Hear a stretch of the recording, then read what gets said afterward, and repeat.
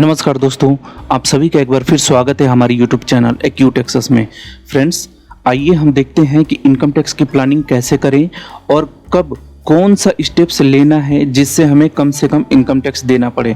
मतलब पूरे 12 महीने होते हैं, उसमें कब कौन सा इन्वेस्टमेंट आप करेंगे और अपनी कंपनीज को कौन सा इन्वेस्टमेंट प्रूफ्स कब देंगे, इसकी हम पूरी प्लानिंग इस वीडियो में करेंगे। अगर आप सैलरीड पर्सन हैं और आपको लगता है कि आप बहुत ज़्यादा टैक्स पे कर रहे हैं तो आपको कुछ चीज़ें चेक करने की ज़रूरत है। तो बने रहिए इस वीडियो में अंत तक, क्योंकि ये वीडियो आपको टैक्स प्लानिंग करने में हेल्प करने वाली है। फ्रेंड्स, इस वीडियो में हम जो टैक्स प्लानिंग करेंगे वो दो टाइप से करेंगे। पहला ये है कि एग्जेम्पशन और दूसरा ये है डिडक्शन। फ्रेंड्स, जो एग्जेम्पशन होता है वो आपके एम्प्लॉयर से आपको सैलरी के पार्ट में मिलेगा, लेकिन इसका कुछ पार्ट एग्जेम्प्ट होता है। और जो डिडक्शन होता है आपके सारे सैलरी में से, जो भी आपके सैलरी का टोटल इनकम होता है उसमें से सब्ट्रैक्ट हो जाता है। मतलब कि आपके सैलरी के टोटल इनकम से, आपके कंप्यूटेशन के टोटल इनकम में से डिडक्शन को हम माइनस करते हैं। तो एग्जेम्पशन और एक दूसरा पार्ट होगा डिडक्शन, दोनों को हम अलग अलग देखेंगे। पहले एग्जेम्पशन देखेंगे, उसके बाद से हम डिडक्शन देखेंगे। तो आइए एग्जेम्पशन देखते हैं। फ्रेंड्स, ये जो एग्जेम्पशन होता है ना, वो बेसिकली होता है अलावेंसेस, जो आपको सैलरी के पार्ट को अलग अलग ब्रेक करके कुछ अमाउंट दिया जाता है। जैसे कि बेसिक प्लस डीए, डीए का मतलब dearness allowances, special allowances, OT allowances, servant allowances, project allowances. Basically allowances 3 types के होते हैं: taxable allowances, partly taxable allowances और टैक्स एग्जेम्प्ट अलावेंसेस। तो बेसिकली हम देखेंगे जो पार्शली टैक्सेबल अलावेंसेस होता है ना, वो देखेंगे, क्योंकि टैक्सेबल जो अलावेंस मिलेगा आपको आपके एम्प्लॉयर से वो 100% टैक्सेबल होगा। और जो टैक्स एग्जेम्प्ट अलावेंसेस मिलते हैं, जो गवर्नमेंट एम्प्लॉयज़ हैं उनको टैक्स एग्जेम्प्ट अलावेंसेस मिलते हैं, जैसे कि city compensatory allowances, allowances for even employees होते हैं उनको। ठीक है, तो बेसिकली हम जो अपने इस वीडियो में देखेंगे वो देखेंगे पार्शली टैक्सेबल अलावेंसेस। ये बेसिकली 3 टाइप के होते हैं। पार्शली टैक्सेबल अलावेंसेस जो बेसिकली होता है वो होता है हाउस रेंट अलावेंसेस। मतलब पार्शली टैक्सेबल अलावेंसेस का ये है कि आपको सपोज करिए कि 10,000 रुपये कोई अलावेंसेस मिल रहा है, उसमें से 7,000 टैक्सेबल है एंड 3,000 नॉन टैक्सेबल है। तो पहला जो पार्शली टैक्सेबल अलावेंस होगा वो होगा HRA, हाउस रेंट अलावेंसेस। दूसरा जो होगा वो फिक्स्ड मेडिकल अलावेंसेस है, जो अब रिमूव कर दिया गया है क्योंकि स्टैंडर्ड डिडक्शन जो 50,000 का है उसको रिप्लेस कर दिया है। और इसके बाद से है स्पेशल अलावेंसेस। तो स्पेशल अलावेंसेस में भी बहुत सारे कंडीशंस है, बहुत सारे अलावेंसेस हैं, उसको भी हम इस वीडियो में देखेंगे।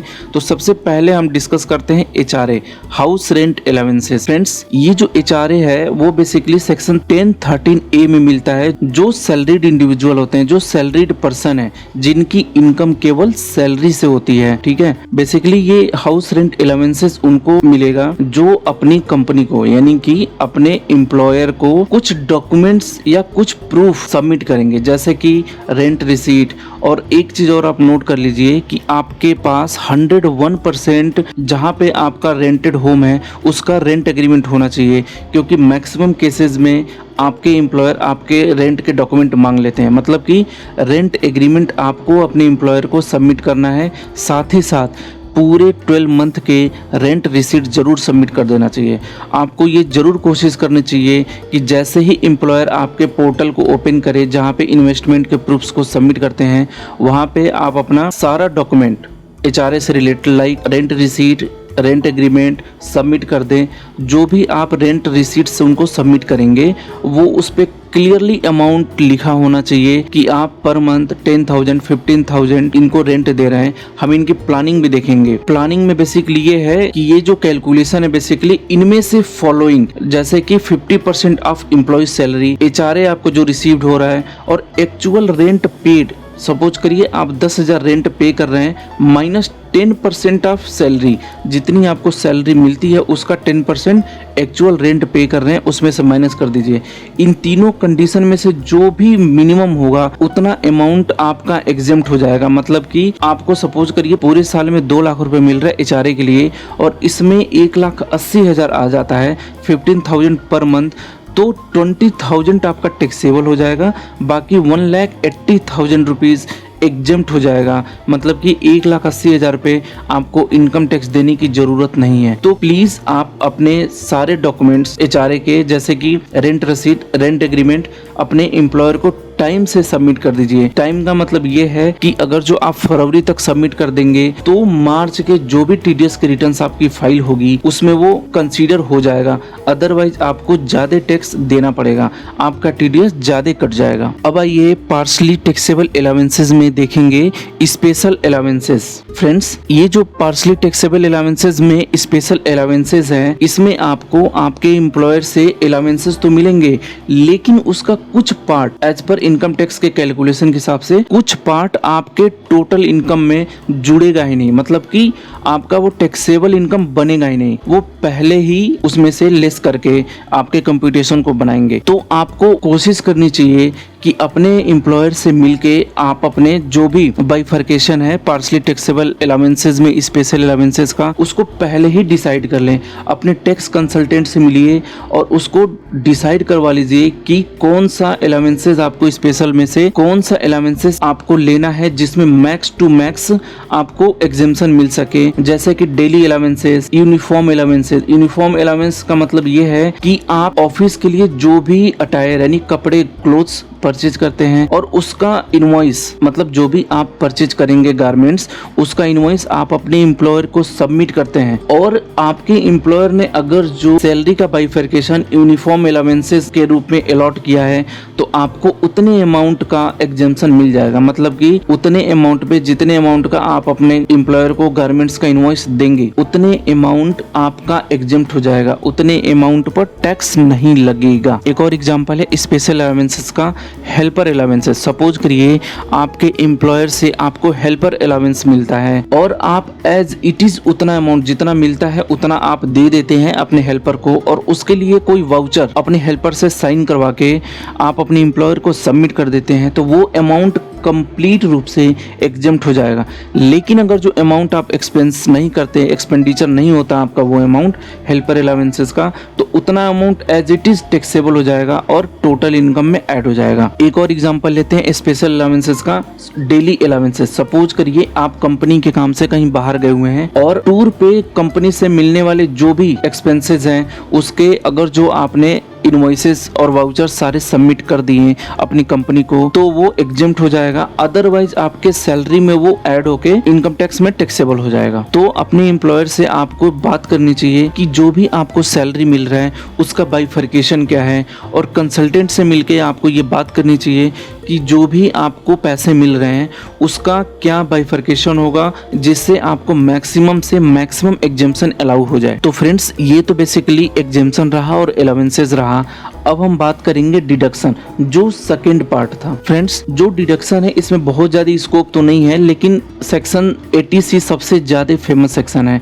इसमें 1,50,000 का आपको डिडक्शन मिलेगा। आप अच्छी तरीके से अवेयर होंगे कि इसमें क्या होता है, जैसे कि म्यूचुअल फंड, फिक्स डिपॉजिट 5 साल के लिए जो टैक्स सेविंग होता है, ठीक है, लाइफ इंश्योरेंस प्रीमियम जो भी आप LIC का पे करते हैं, आप किसी भी कंपनी का लाइफ इंश्योरेंस पे करते हैं वो 80C में कवर होगा। ट्यूशन फीस सेक्शन 80C में कवर हो जाएगा। PF, EPF, equity linked saving scheme, SSY, NSC, ये सारे चीजें 80C में कवर हो जाएगा। लेकिन इनको एग्रीगेट करके 1,50,000 से ज्यादा आपको एग्जेम्पशन नहीं मिलेगा। तो अगर जो आपके इन्वेस्टमेंट कवर नहीं है, मतलब कि 1.5 लाख तक इन्वेस्ट नहीं है, तो आप 101% इस इन्वेस्टमेंट को करिए 80C में जितने चीजें हैं और अपनी इनकम टैक्स को सेव करिए। इसके बाद से फ्रेंड्स एक सेक्शन है सेक्शन 80CCD1। ये बेसिकली स्कीम है गवर्नमेंट बैक्ड स्कीम, जैसे कि NPS, नेशनल पेंशन सिस्टम, अटल पेंशन योजना, ठीक है। इसके बाद से एक और सेक्शन है 80CCD1B। इसमें बेसिकली आप 50,000 तक, इसमें बेसिकली आप 50,000 रुपए तक का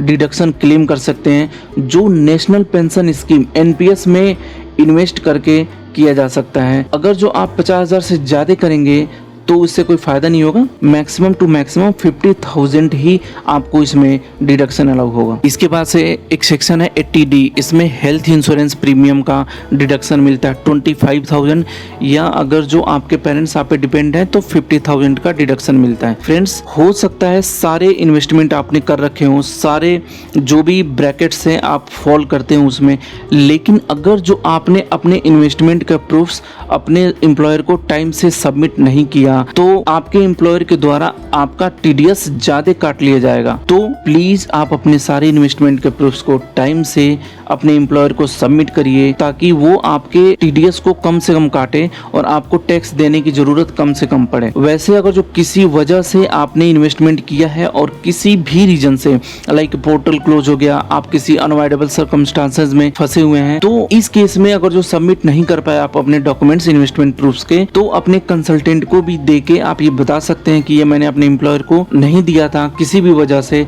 तो आप इसे प्लीज कंसीडर करिए और उतना अमाउंट जो भी जेन्युइन अमाउंट बनेगा तो वो आपको रिफंड मिल जाएगा। और इस समय जो सैलरीड पर्सन है उनके रिफंड अगर जो जेन्युइन है, कोई प्रॉब्लम नहीं है, तो बहुत जल्दी आ रहा है, within 7 days, within a week आ रहा है रिफंड।